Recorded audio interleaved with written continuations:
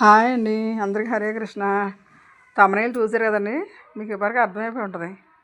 ఈరోజు మన special recipe వచ్చేసి ఆగ్రాపేట అంటే బూడిద గుమ్మడికాయతో చేసే స్వీట్ అండి.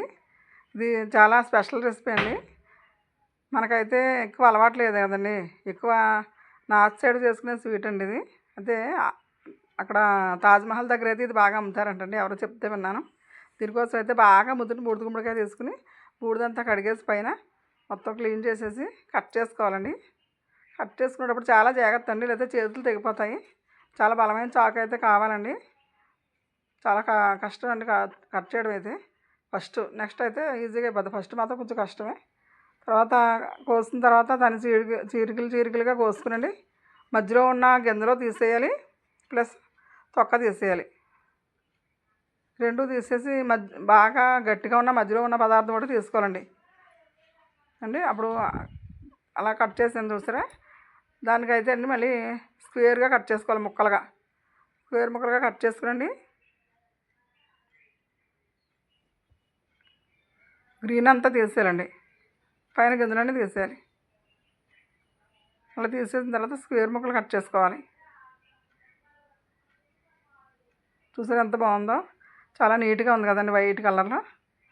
అలాగా కట్ చేసుకున్న తర్వాత వెయిట్ ఎంత ఉన్నాయో చూసుకోవాలండి. నాకైతే 1200 గ్రాములు వచ్చినాయి.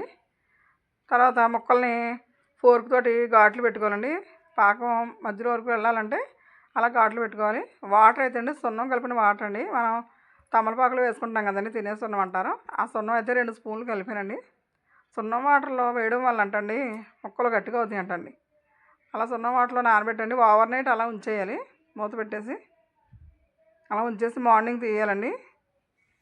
తీసేసరికి బాగా ముక్కలు గట్టిగా అయిపోయి ఉంటాయండి, చాలా గట్టిగా అయినాయండి. అప్పుడు తర్వాత కడిగేసుకోవాలండి, బాగా కడిగేయాలి. 4 సార్లు కడగాలండి, ఎందుకంటే సున్నం ఉంటుంది కదా. మధ్యలో వాటర్ అంతా బయటకు వచ్చేసరికి గట్టిగా పిండాలి. పిండిన తర్వాత అన్నీ ఒక చోట పెట్టుకుని పాకం వేడి నీళ్ళు పెట్టాలండి, పొయ్యి మీద ఉడకబెట్టాలండి. పాకం కంటే ముందర ఒకసారి ఉడకబెట్టాలి. వేడి నీళ్ళలో వేసి 75% కుక్ అవ్వాలండి, బాగా మెత్తగా ఉడకకూడదు. 70% కుక్ అయిన దాన్ని జాలీలో వేసుకుని పక్కన పెట్టుకోవాలి. చాకు పెడితే జస్ట్ దిగాలి అంతే అండి, మరీ మెత్తగా అవ్వకూడదు. అలా అంతవరకు ఉడికినాయండి. జాలీలో వేసేసానండి, వాటర్ అంతా రిమూవ్ అయిపోయింది. ఇప్పుడైతే పంచదార తీసుకున్నానండి, 600 గ్రాములు పంచదార తీసుకుని వాటర్ వేసి పొయ్యి మీద పెట్టానండి. ఇది పాకం వస్తూ ఉంటుంది. మరిగేటప్పుడు పాకం వచ్చి ఎక్కర్లేదండి, మరిగితే చాలండి. వాటర్ మరుగుతుంది కదండి, పాకంలో వాటర్ అలా మరిగిన తర్వాత పంచదార కరిగిపోద్ది కదండి, అప్పుడు వేసేయాలండి. ఇవి బూడిద గుమ్మడికాయ ముక్కలన్నీ అందులో వేసేయాలి.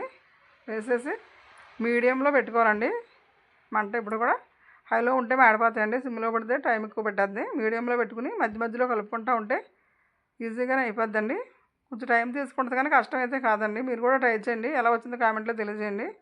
నా ఛానల్ ఫస్ట్ టైం చూస్తున్న వాళ్ళు అయితే కనుక సబ్స్క్రైబ్ చేయండి, లైక్ చేయండి, షేర్ చేయండి.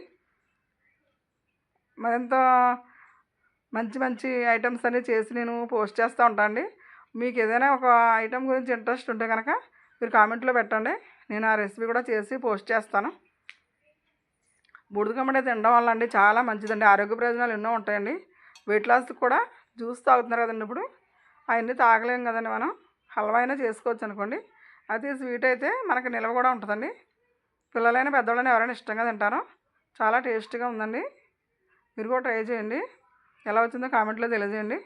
వాటర్ అంతా అయిపోయిన తర్వాత చక్కగా అయిపోద్దండి సిరప్, షుగర్ సిరప్ అంతా. అప్పుడు కట్టేయాలండి, గ్యాస్ కట్టేసి దింపేసుకోవాలి గిన్నె పొయ్యి మీద నుంచి. చూసారా పాకం వచ్చింది జిగురుగా, అలా వచ్చిన తర్వాత జాలీలో వేసేసుకోవాలండి. ఎక్స్ట్రా ఉన్న వాటర్ ఉంటే కిందకి దిగిపోద్ది. జాలీలో వేసిన తర్వాత 1 గంట అలా ఉంచేసి పళ్ళులో పెట్టుకోవాలండి. విడివిడిగా ఏ ముక్క ముక్క పెట్టుకోవాలండి, లేదంటే వేడి మీద ఉన్నప్పుడు అంటే అలా వదిలేస్తే అంటుకుపోతాయండి, తర్వాత నీట్గా రావు. అలా పళ్ళులో ఆరబెట్టిన తర్వాత 2 గంటలు ఎండబెట్టుకోవాలండి. 2 రోజులు 2 గంటల చొప్పున ఎండబెట్టుకుంటే రెడీ అయిపోతాయండి. చాలా టేస్ట్గా ఉందండి, మీరు కూడా టేస్ట్ చేయండి తయారు చేసుకుని. ఎలా వచ్చినా కామెంట్లో తెలియజేయండి. Thanks for watching. Hare Krishna.